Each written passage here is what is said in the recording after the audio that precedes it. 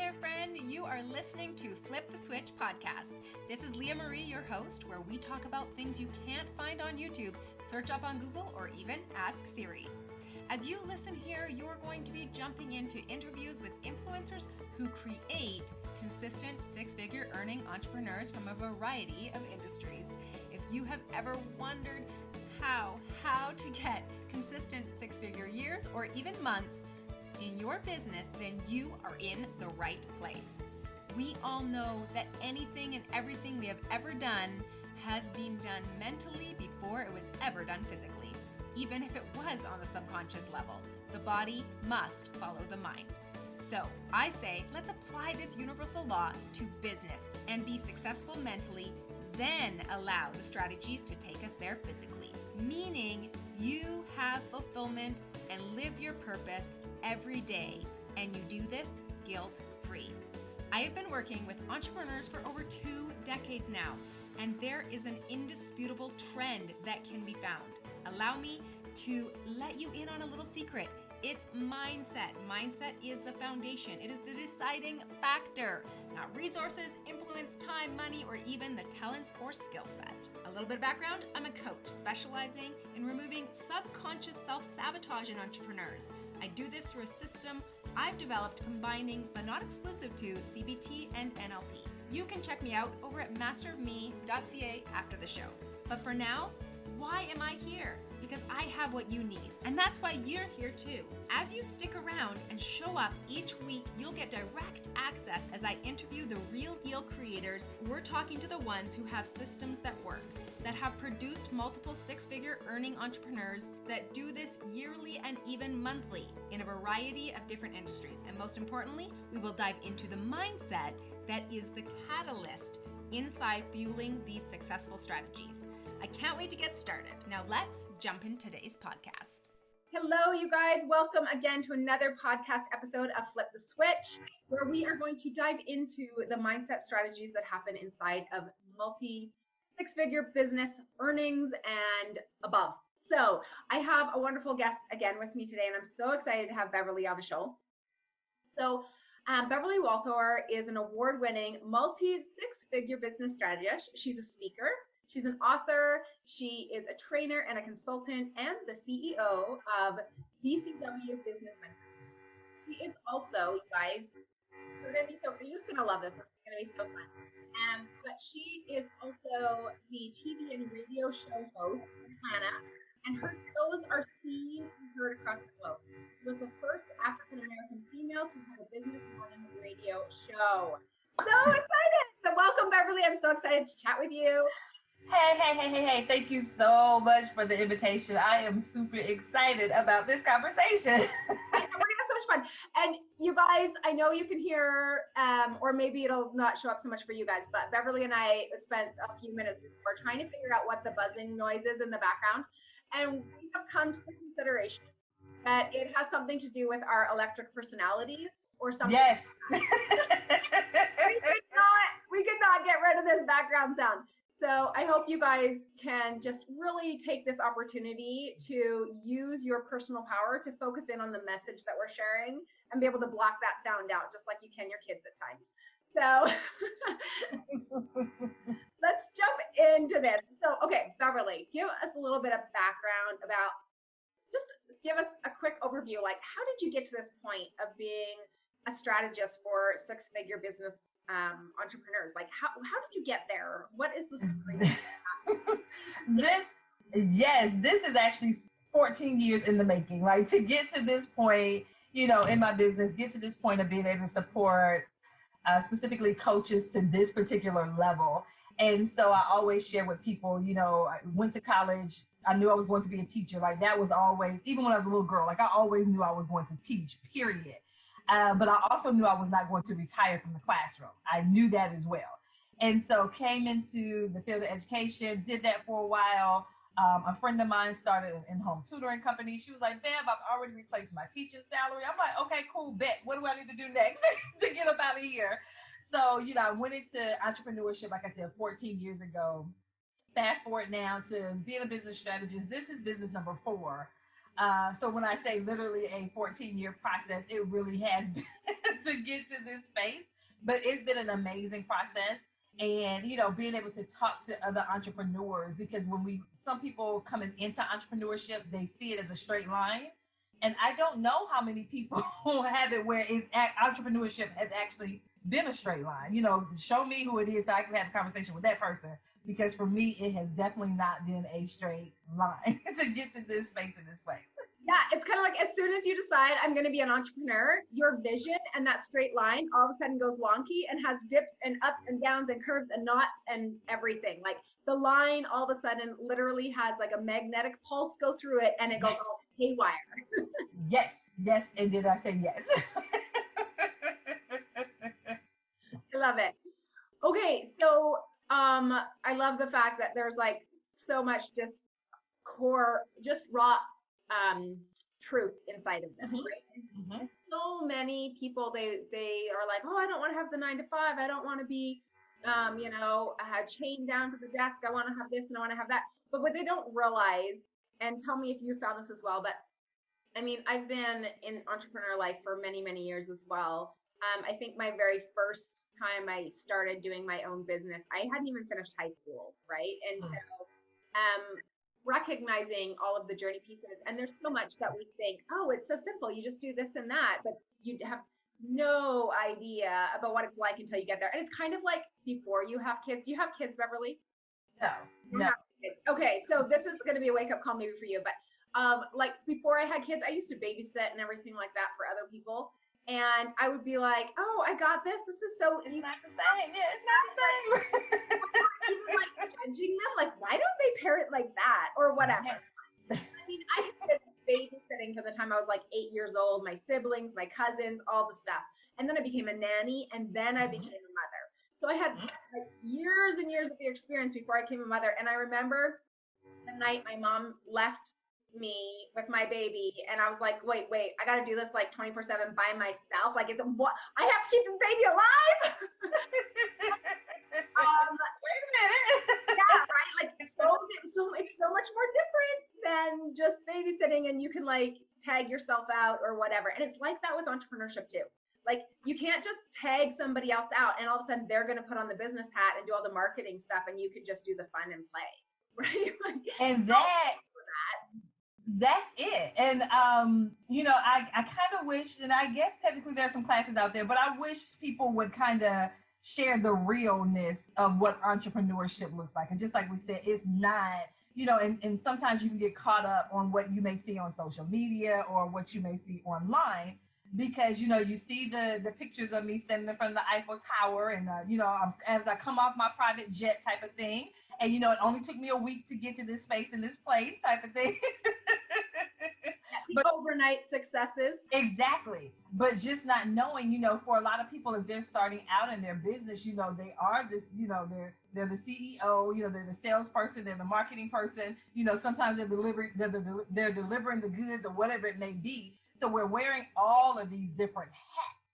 And so, just being truthful and honest about the really good parts, because, it's amazing. I love being an entrepreneur, but there are also some not so glamorous parts to this piece. And, just kind of being, real and open and raw about all facets of this thing.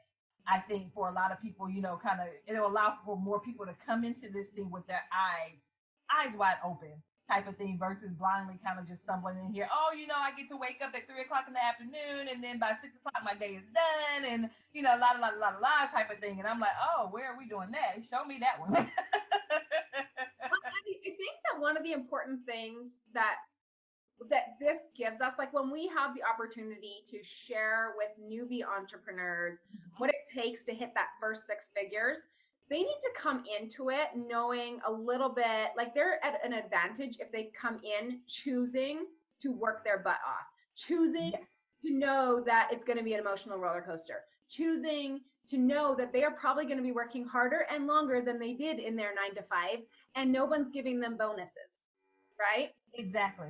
So exactly. If you come in accepting and knowing that that's what you're working for towards the dream and that's what it's going to take, then it's so much easier to put the effort in than coming in with these expectations that are completely unrealistic, like having a newborn and being like, oh, I'm going to have them on a schedule and I'm just going to pass the baby off to somebody else when I have a business meeting. No, like that, it just doesn't work that way all the time, right? Like, oh, what, surprise, your baby has colic, or surprise, your whatever it is, right? So I'm using lots of kid analogies just because I know that for a lot of people, building a business is like birthing a business. Like you go through pains. And so, that's just kind of the analogies that are coming to mind. And I've got 4 kids, right? So, it fits for me. But tell me for you, tell me a little bit, okay, what are the entrepreneurs that come into your circle that you are helping them to hit their first 6 figures? What does their journey look like? How do they show up? When they show up, are they showing up like all dolled up and ready to go? Or are they showing up to you, that hot mess where they're like, help? Like, where are they? Speaking of hot mess, look, but yeah, they are really and truly, when my people come to me, they've gotten to the point where, my people, they're very passionate about their purpose and what it is that they're doing. And they know that they've been called to do what they are doing. And what they have done has gotten them to a certain point, but it hasn't gotten them to one of the ultimate points that they desire to get to. And so, and you hear people talking about, 6 figures, all of that stuff like that. But, being able to build a 6-figure or a multi 6-figure business, actually, that is almost to me now like the foundational piece. Like that's like the baseline of it all.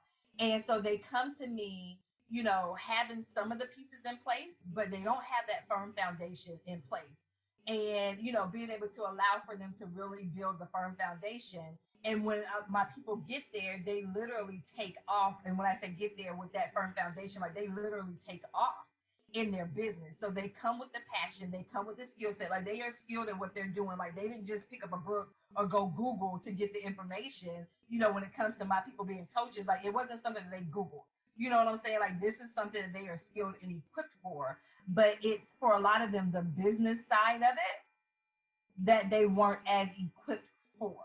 And so now kind of talking to them about the business side of it and sincerely running their business like a business and knowing that it takes more than just you doing that. So being able to support them in the building of their teams, the implementation of their systems, those types of things and all of that, relationship building, all of those key pieces to it. So they come to me, like I said, with the skill set, with the passion, with some success in their business, but once again, and then kind of us getting together and that synergy and that energy and filling in the missing pieces for a lot of them, making some tweaks in some areas, and then allowing them to shift into really and truly running their business. Like I said, they're in that CEO mindset. So by the time we get done, they completely shifted out of the employee mindset into the entrepreneurial mindset.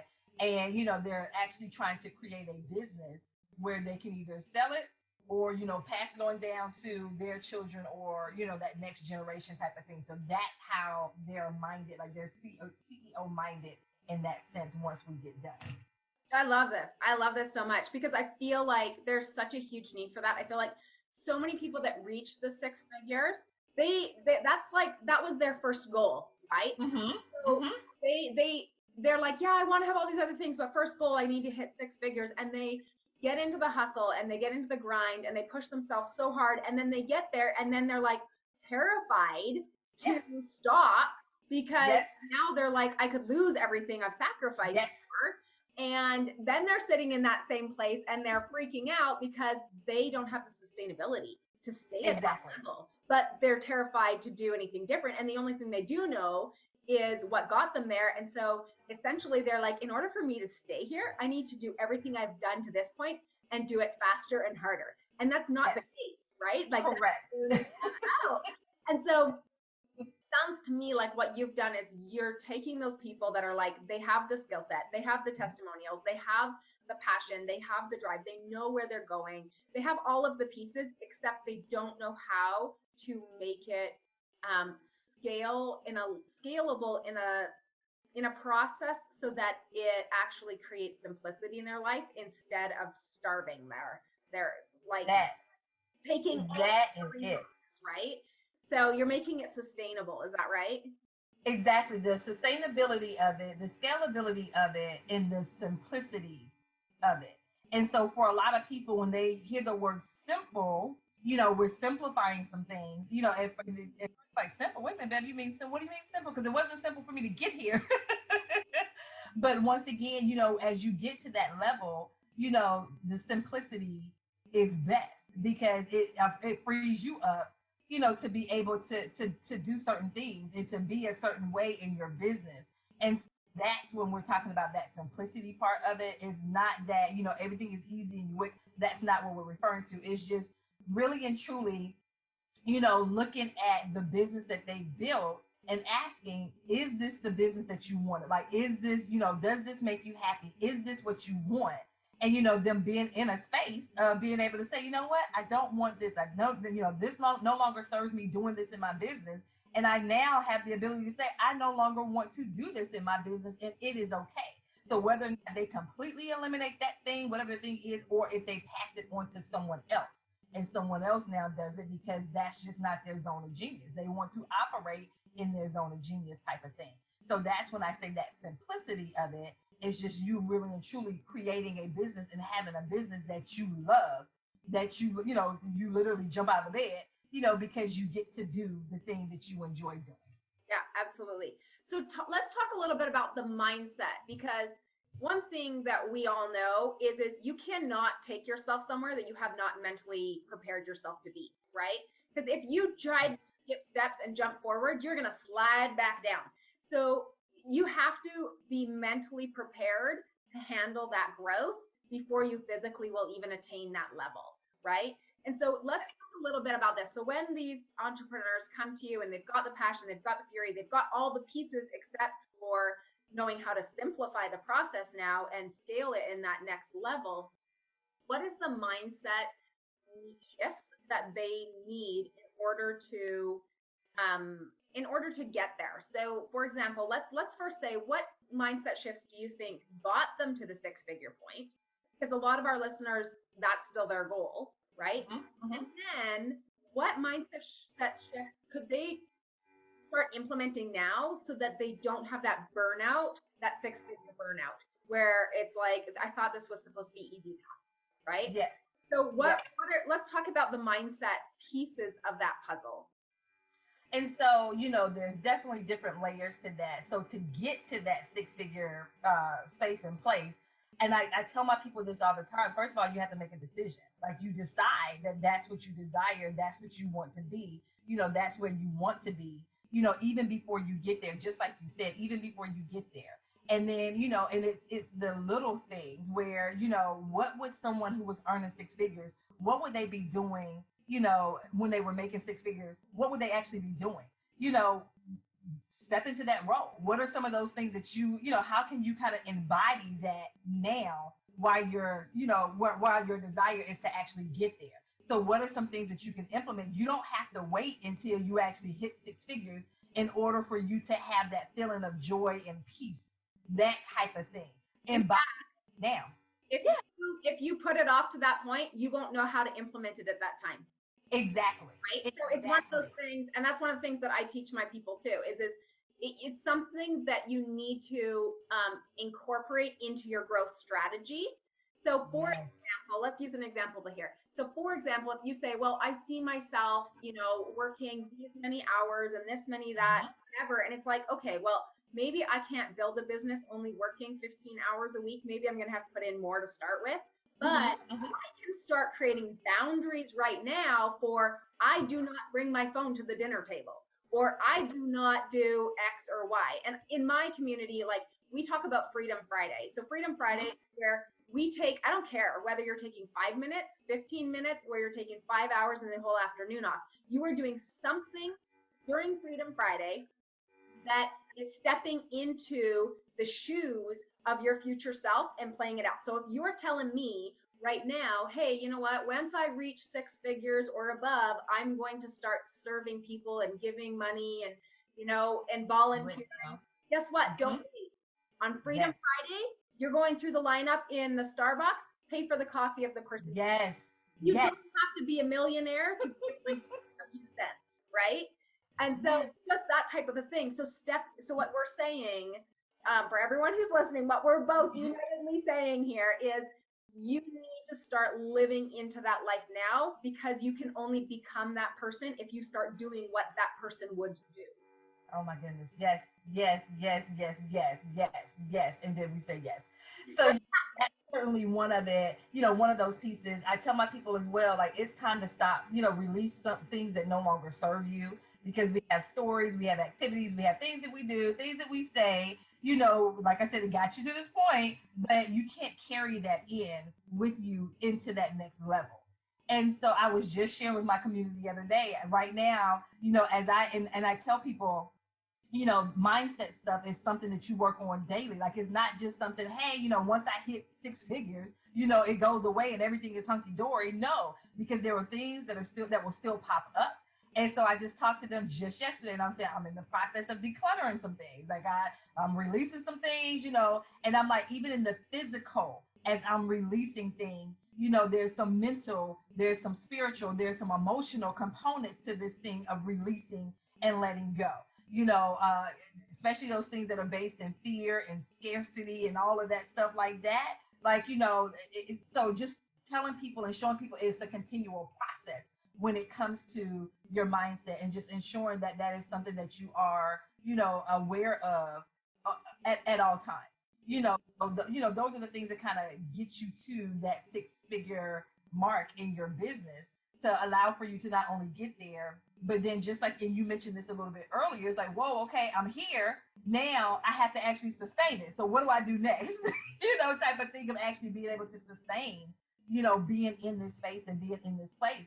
And I've learned for myself, and even the clientele that I support, that once again, shifting from six figures to multi six figures, and I said this earlier, it was actually simpler for me to make that shift, to get from six figures to multi six figures, as it was a lot easier than it was for me to get from what I was doing before to actually hit six figures. Because once again, now that I got into that space and that place, and I was just, and even before I got here, I started saying to myself, there are certain things that I no longer want to do in my business. And it was okay. Like, that was okay. Even some things in my life, the first time that I hired someone to come into my home and clean my house, so that it freed me up, to do the things that I wanted to do. Like that was even a mindset shift, to do that. Like, how dare you have someone come in and clean your home? Wait a minute, Bev, you just said you don't have any kids. So what do you mean you can't clean your own house? Like that type of thing. So, it's always that mindset stuff is always there, and just really and truly how you, when you encounter that thing, how do you reframe certain things? How do you release certain things? So it's always that continual conversation that you have when it comes to mindset. Absolutely. I love this conversation. I mean, obviously I could talk about mindset forever, right? But one of the things that you mentioned there that I loved is you actually had that conversation with yourself 2 seconds ago, where you're like, this is the voice that's coming up in the back of my head, right? And yes. So often, like with so many of my clients, we are dipping into the past of the labels that other people have put on them in the past. And it's interesting because I have to ask them, what made you adopt and accept that label, but not worry about the person who flipped you the bird earlier in traffic today, or said some other snide comment when you were eating something and like maybe they're like skinny, scrawny, and you're a little curvy, right? Like whatever it is, right? Yes. Like, I remember when I was even when I was pregnant with one of my kids, I remember I was eating a chocolate bar, and this lady literally was like, "Yeah, feed your baby." Right? And I was like, are you kidding? I actually burst into tears. Wow. But that was because she didn't know, but I had just been at the doctor's that day, and I'd had like multiple appointments, and they couldn't figure out why the baby wasn't gaining weight. And so people don't know your world. Correct. They have no idea. And so I had so many people judging me because I had such a small belly in my pregnancy. And I was like, you know what? I am so stressed that I'm not even gaining weight anymore. And that's just as terrifying that I could lose this baby than somebody who has gained 85, 90 pounds. Exactly. So like this whole judgment thing, it's BS. Like you don't know people's stories, right? And so That is huge. people say, oh, well, you're this, so life's easy for you. No, BS. It's not. It's not easy for anybody, right? But I'm sorry, I'm just gonna preach it here. No, this is good. This is good. But here's the thing that I have discovered, and I bet you have utilized this with your clients too, is that it doesn't come down to what other people tell us. So actually, most important words we will ever hear are the words we tell ourselves. Yes. Those are the ones that we choose to accept or reject. Exactly. Play. So that's where we need to put the filter, not what other people are telling us. The filter goes with what's coming back, right? Wow. And that's when we say, no, that's a lie. That's not me. That's their perception. That's their mirror. That's their issues. That's not even on me, right? Wow. And it's huge that you say that, because one thing that I talk to my community about, and I say, the things that we say to ourselves, I said, just imagine if you were standing outside your child's room and the things that you say to yourself, you actually heard your child saying that out loud to themselves. Like, that wouldn't be acceptable. Like, you would break that door down to go in and have a conversation to let them know that that's not all right. And you would start to reaffirm them with the words of what they actually are. And so, like the things that we say to ourselves, I'm like, oh my goodness, like I said, it wouldn't be acceptable to hear your child say that. So why is that okay for you to say those things to yourself and about yourself? This is a fun exercise, you guys. This is not something I created, but if you guys have the opportunity to try this, grab a picture of your child self, your younger self. Grab a picture of yourself as a child, and you try to tell her the crap you tell your adult self. Thank you. Oh my goodness. You look at that baby, you look at that child, you look at your younger self, and there is no way you would be able to say the things and the judgments that you put on your own self every single day. If you saw that, you look at that innocent little child, and yet we do. We are our biggest critics, our biggest bullies to ourselves, and then we wonder why we're having a hard time, right? It's and so true. Before we start pointing the finger of shame and blame out there, we need to stop beating ourselves up, right? We need to start with some self-love here at home. We need to start respecting ourselves, and then others will respect us. Wow. All of that stuff comes in, right? I love that. Looking at the picture of your younger self. Yeah, that was powerful. Did you close your eyes? Did you picture yourself when I said? Yes. Like a picture popped up in my head. I just, I did Throwback Thursday, so I had a picture that I just literally. So yeah, I actually did it. Yeah. And so, any of you guys listening to this, I would encourage you, grab a picture of your younger self and put it next to your computer when you're working, right? Put it somewhere where you can see it so that you can pour love into that little child, because guess what? That person's still inside you. That person's there inside of you, feeling scared and weak and everything else that they felt every time they faced like the world out there, right? And that little one's still there. And I know all of us feel it, because I can't even tell you how many clients that I have worked with where we go back and we do healing exercises with those little children. And it's unbelievable the release that happens. But this is just something that I just had to throw that in there, because you mentioned that piece where you were showing the whole like, oh, my voice is saying this. Like, okay, let's talk about that and recognize where that's coming from and all those pieces. Wow. Okay, so let's move on to okay. You didn't here today. You didn't say that. All right. So if we're looking at this person, and that's the mindset they're coming in with. They're coming in with this mindset. And I love the piece that you said about how you going from 6 figures to multi-6 figures was much easier than the first 6 figures, because that's something to give hope to. And it also shows that you were able to utilize all of the learning and growth you had and all of the so-called failures to springboard that next piece, right? Yes. So I love that you brought that part up. Okay. So what types of habits do you guys think would be, and you guys can play with this and see what you guys come up with, and Beverly and I are going to chat about it, because honestly, we're the only voices you can hear. Yes.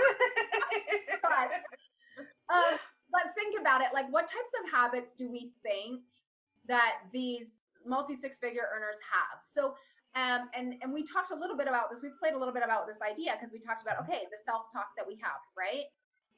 We talked about stepping into our shoes of our future self. How would they behave? What types of things would they do? That's awesome.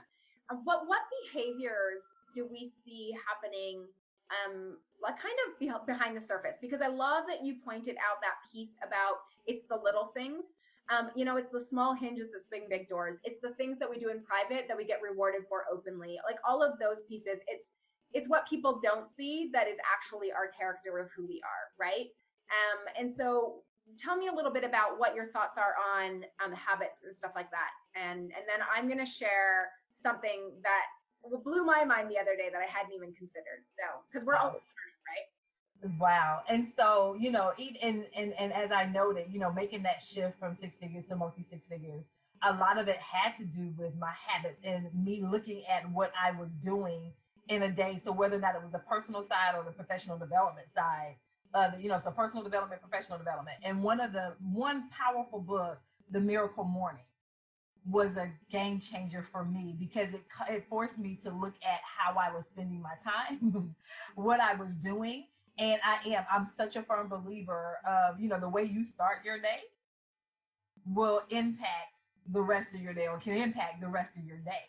And so, really looking at, it, and I know we're, talking about six figures, multi six figures, so building a financially successful business. And I'm like, that's all fine and dandy. But if your health is falling apart, your relationships, the husband is half out the door, the kids are running wild, spiritually, so for me, the habits had to be holistic for me.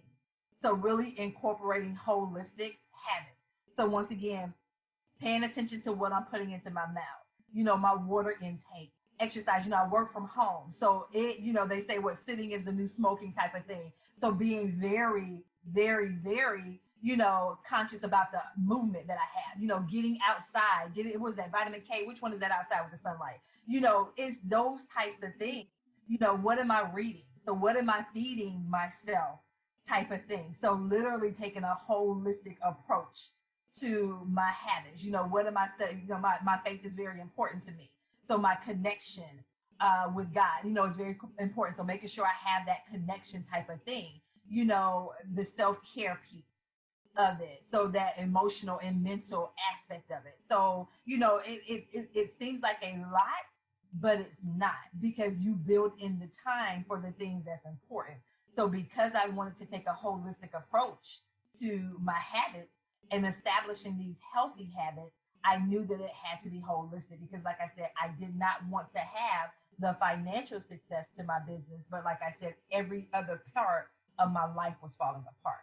So for me, those habits encompasses holistic things. So like I said, the way I start my day and even the way I end my day is another key piece to that holistic approach. I love that you brought in the part about how you end your day, because so many people never consider that. And when you think about how you end your day, that is like the framework that the foundation of the next morning is poured into, right? Exactly. If you're going to create a foundation, there are barriers, there are boundaries when they pour that cement in that hold that cement in place. And before you go to bed, that's what you're creating, the framework for the next day's foundation.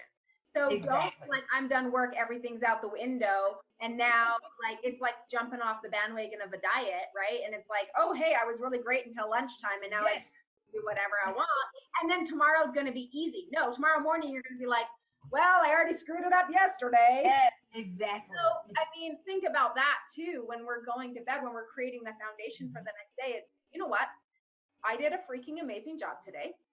And I'm going to reward myself by not sabotaging it, but instead by creating the framework for tomorrow to be even better, right? Exactly. Why don't we reward ourselves with things like that rather than sabotaging our good efforts by saying we deserve to have whatever shiny thing that we want, whether it's food, whether it's people, whether it's TV, whatever thing that is going to suck our focus away from what is good for us and what will take us on our path. Do not reward yourself with that stuff. That's not reward. You're sabotaging, right? So consider to rethink what reward is and start considering that. I remember there was this time where I was having different health things happening, whatever. And I was like, you know what, I'm going to go off of sugar and stuff like that. And I had gotten to the point where I literally was able to rewire my thinking so that when I saw candy bars or I smelled stuff like that, I was like, ugh, that makes me feel sick. Oh, wow. Right? Wow. Or even I would taste it and then I'd be like, ugh. Right? But that was because I realized how to change my thinking. So if you take reward and change reward from you like, for example, you take we are programmed to believe what rewards are, right? So we're programmed to believe that candy is a treat or a reward, that going out for dinner is a treat or a reward, that buying ourselves like that extra whatever, all of these things, right? So, but who says? Who says? So we need to stop listening to the entire world of everybody else and say, okay, what would actually be a reward is something that actually gets me further on my path. Exactly. Exactly. Right? So if I have done an amazing job at keeping to my diet all week long, when come Friday night, I don't reward myself by ruining everything all weekend long, right? That's like telling a child, you did an amazing job cleaning your bedroom, everything. There's no dust, there's no nothing. And on Saturday, you know what? Because you did such an amazing job, I'm going to come in and I'm going to dump Lego and throw a pillow party and we're going to smash and have feathers everywhere. And then come Monday morning, they're like, really? Like I just exactly. And now I have to start all over again because you had a big party to celebrate my cleanliness. Yeah. Oh, wow. Wow. That makes absolute and total sense. Yeah.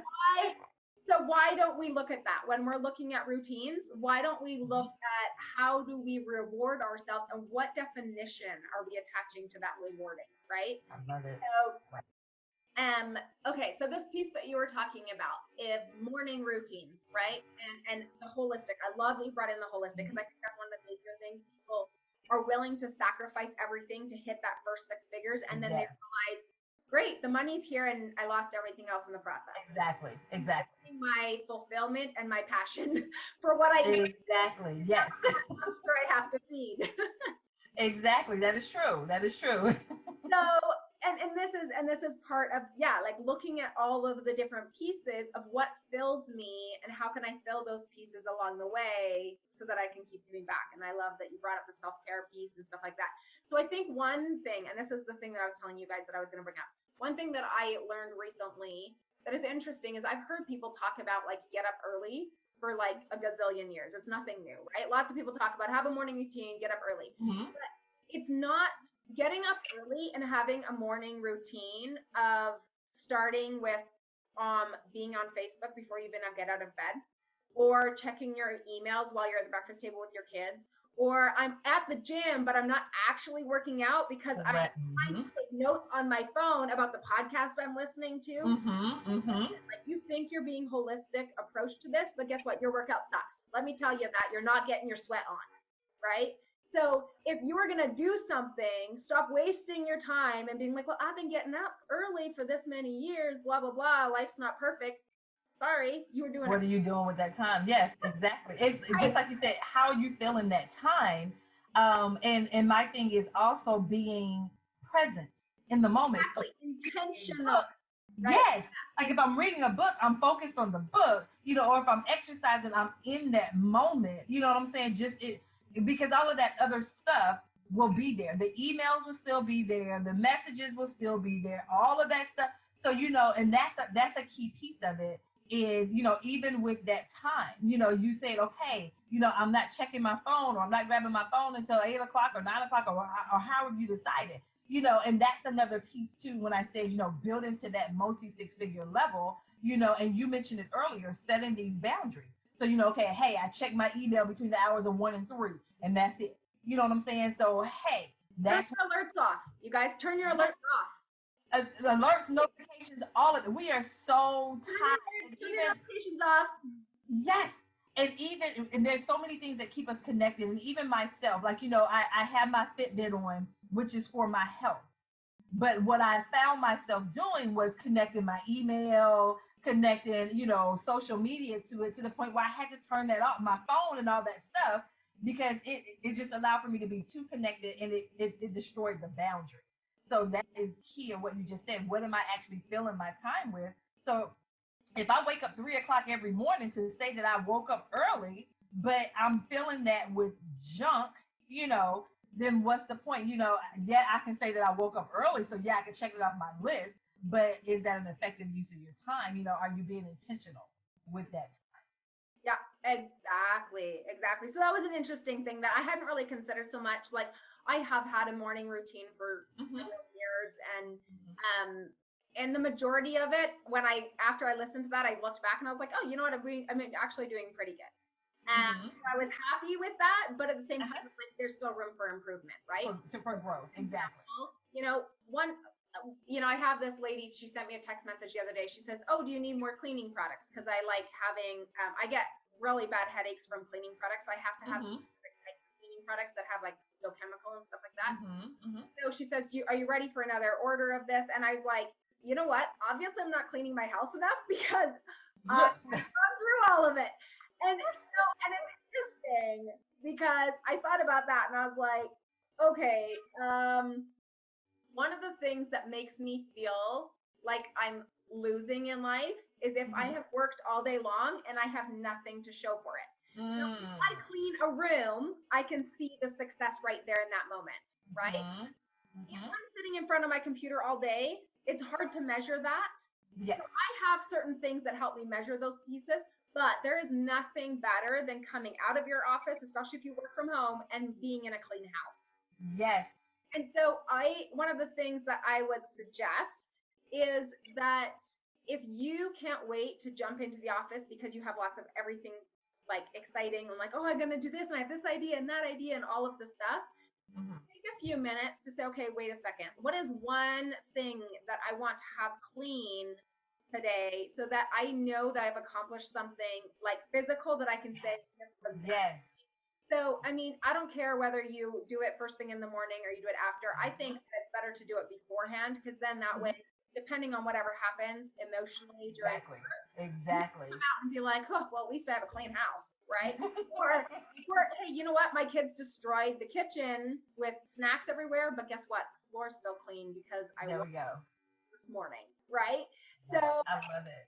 There's pieces that we can give ourselves that like little oasis in the desert, and we can set ourselves up for success by filling each of those little components, like you said too, like spiritually, emotionally, whatever those are, and just picking one. You don't have to pick everything. Exactly. One. I love it. Today, I'm going to make sure that I fill this little bucket in this little way, or whatever. Like, no one's using the boot room, but I'm going to make sure that it's swept out and tidied up. Or I just cleaned the toilet. That was the only thing of the entire bathroom maybe that I cleaned, but I cleaned it and it was done, and I know it's done, and I feel better about it now. Right? So, just picking like, and we get overwhelmed. We get these ideas of the entire vision of like, oh, I want to accomplish this massive thing and it's gonna be awesome when it's like hiking a mountain and you're on top of the mountain, you can see the views and you can breathe the fresh air and it's cleaner up there and all of the stuff about being like on top. And then we get to the foot of the mountain and we're all like, whoa, like what? Right? But the person that got up there, they didn't sprint the entire thing. They just put one foot in front of the other. Exactly. So you just break it down and chuck it down to, okay, just today, or even just in the next 15 minutes. I'm just going to spend 15 minutes cleaning something, and then I can go check my emails. Or like create little rules for yourself like that, right? Like, oh, an email popped up, a notification popped up. I cannot check that until I do this thing for myself. Exactly. But there's ways to play with your brain, let me tell you. Yes. I love that.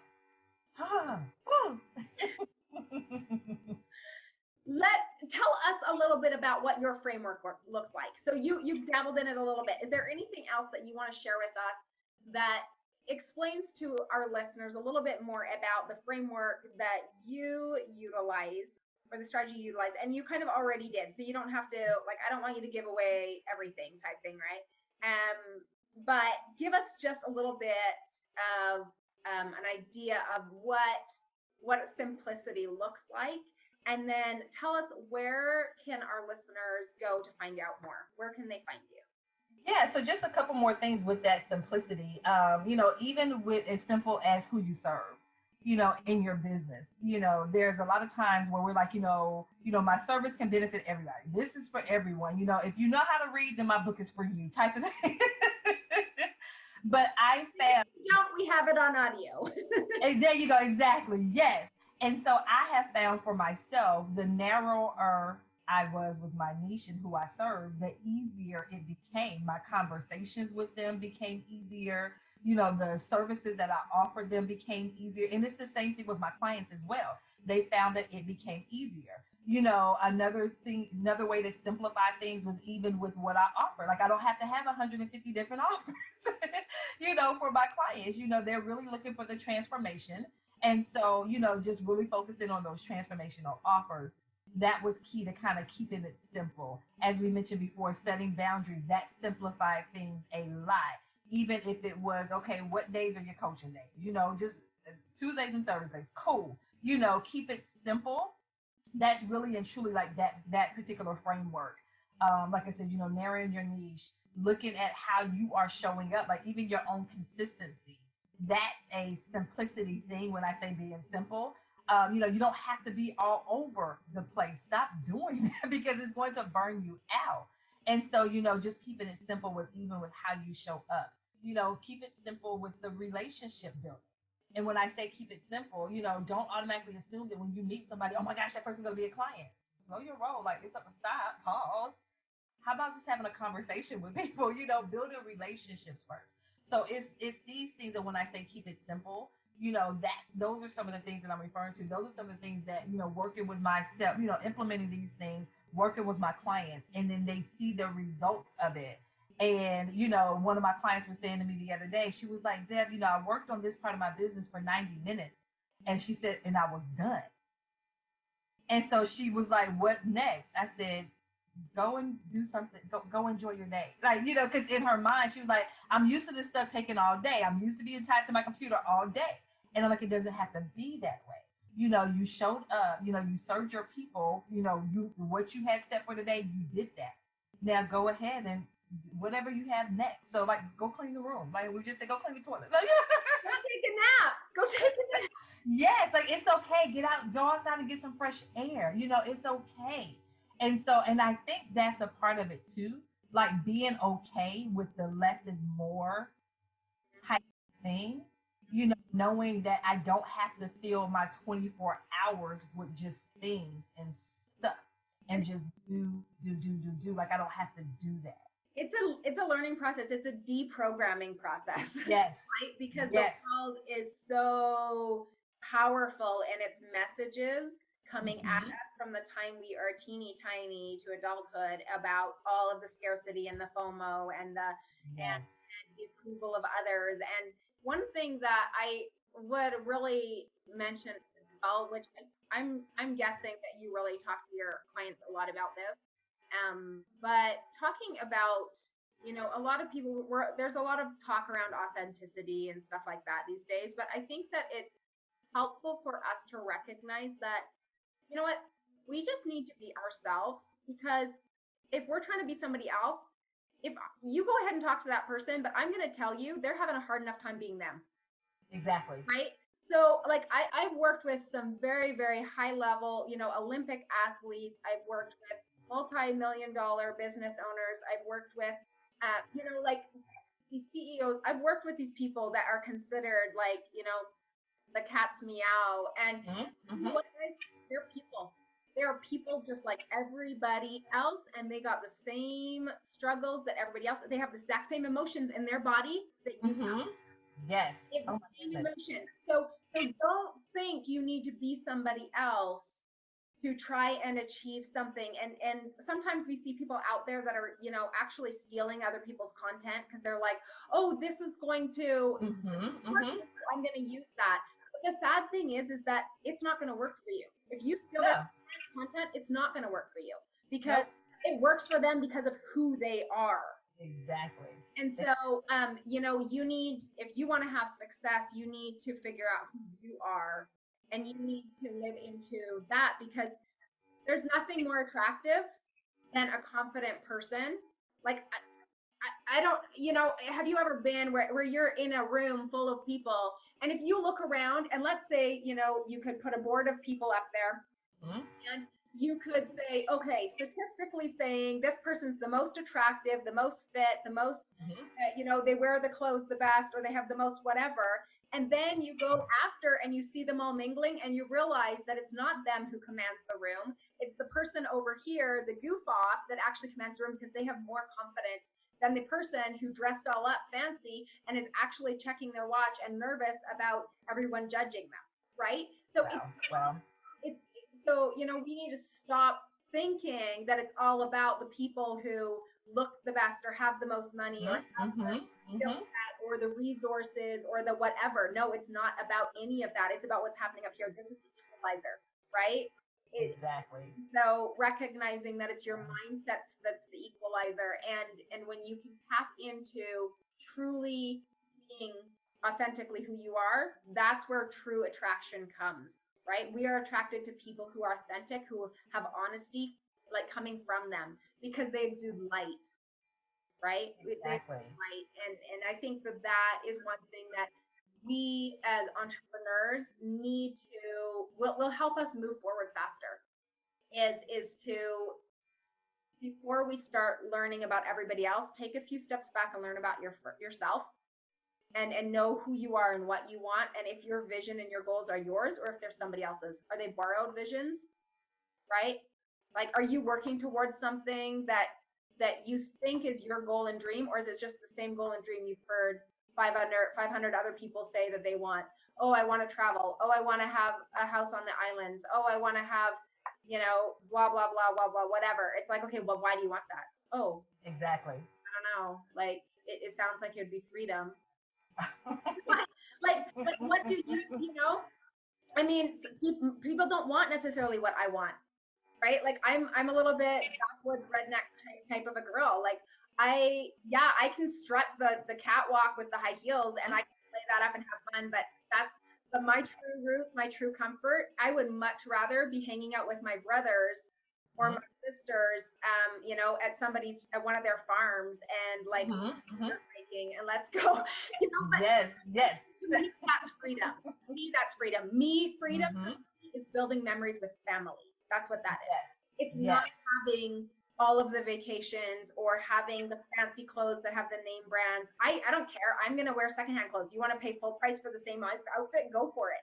If that makes you feel good, go for it. I get a bigger high off of wearing a secondhand outfit because I paid less for the same thing. So you're the There we go. Yes. but see, but that's just me. And that's okay. I don't have to be somebody else. And I think that when I'm me, then I can talk to my audience better. And I don't ever have to worry about imposter syndrome and all of that because I'm just being me. I'm not trying to So that is so true. That's just a side note that I had to throw in there, guys.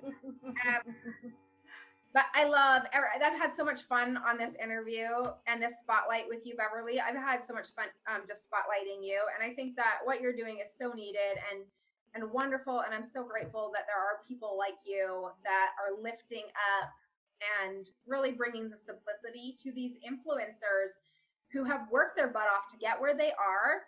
And it's because of people like you that are working with them in their mindset and in their strategy to simplify that allows them to keep being amazing, right? And so I applaud you for that. I think that's amazing. Thank you. Where can our listeners find you? Yes, so you can find my website is www.beverlywulthour.com. My email is beverly@beverlywulthour.com. You can find me on Facebook, Instagram, Twitter, LinkedIn at Beverly Wulthour. So look, I try to keep it simple. Look, just find me. Look, I'm going to keep it as simple as possible. Put the name in and you'll find her. So what we'll do, you guys, is I'm going to drop her website in there. And then I'm sure that there are connections from that to all the other places. Yes. We'll drop her website in the description so that you guys have that link to that space. And we are going to move forward with that. Now, before we jump off the call, I want to do a couple rapid fire questions because they're just kind of fun. And I mean, we need more fun in the world. Woo! I'm ready. Okay. So, Beverly, who is your favorite superhero? I'm going to say that this time, Black Panther. Oh, yes. Right? That Black Panther, and then even the young girl that was in STEM. Like, my background is in education, so seeing a young lady in technology and science, engineering, and math, like, I taught math, so I'm a little biased, but yes, that's what I'm going with. I love it. That's great. I love it. Okay, now are you a cold cereal person or a hot cereal person? Or are you like a cereal's disgusting person? I'm all cereal. Give me a good bowl of cereal, cold cereal. Like, I'm like the child on a Saturday morning and sit and watch cartoons. That is me. I can take, what's for dinner, Bev? Oh, I have this bowl of Captain Crunch. What? Do you want some? Do you want a spoonful? So yeah, that's me. I'm cold cereal. I'm good. See, you guys, and this is what I'm talking about, right? Is like this, she makes multi six figures and she crunch for dinner. You A know, good bowl of cereal. Yes. but this is what I'm talking about is people think that people look at influencers and somehow they think they're not human or something, like they do something different. And it's like, you guys, guess what? They have the same emotions and some of the Yes. same tendencies and some of the same as everybody else. And I love it. So, okay. So much fun. I love it. Okay. Tell us one thing that's on your bucket list. Oh my goodness. So one thing on my bucket list is a couple of things, but one thing I want to zip line. I haven't done it. I want to zip line, just like I've gone parasailing, and it's something about just being suspended in the air, and it's so quiet and all that good stuff. But zip lining is like, you start from one end and you just shoot across the other. That's one of the things on my bucket list. I want to go zip lining. Oh, you know what? You should go to. We went to an amazing one in the Dominican, and it was so fun. And while we were there, they were building one that was even higher, that was going to be called the Superman. And literally, you're like flying through the air above the canopy. So it was amazing. It was definitely amazing. Yes. That was in Punta Cana. So if you, Okay. that's a great place. I mean, they're all over the place, but that one was a fantastic opportunity. So I love it. so as we wrap this up, why don't we pull together what are 3 things that you would say that our listeners can start today? If you were to just pick 3 things that would help them on their journey, what would you say are those 3 things? As we mentioned before, what do you see a multi-six-figure earner doing and saying and thinking? Go ahead and embody that now. You don't have to wait until later. Embody it now. That next thing, when I say keep it simple, and once again, when I say, the simplicity, don't get tripped up on the technology. Don't get tripped up on the things where people say you have to do this, you have to do this, you have to do that. Keep it simple in the sense of, where are you right now in your business? And do that next step, like you mentioned. Just take the next step. Ask for support when you need that support. Definitely do that. And the third thing, enjoy it. That was something, it ties to that simplicity. Enjoy what it is that you're doing. You went into this business for a reason. You were purpose for this thing for a reason. Enjoy the process. Mm-hmm. Absolutely. I love it. I love that. I think that it really embodies what our conversation has been. Right? Those 3 things. So thank you so much again for joining us today, you guys. All of you, thank you for your time and listening in. We will all connect again shortly. Have a great one, guys.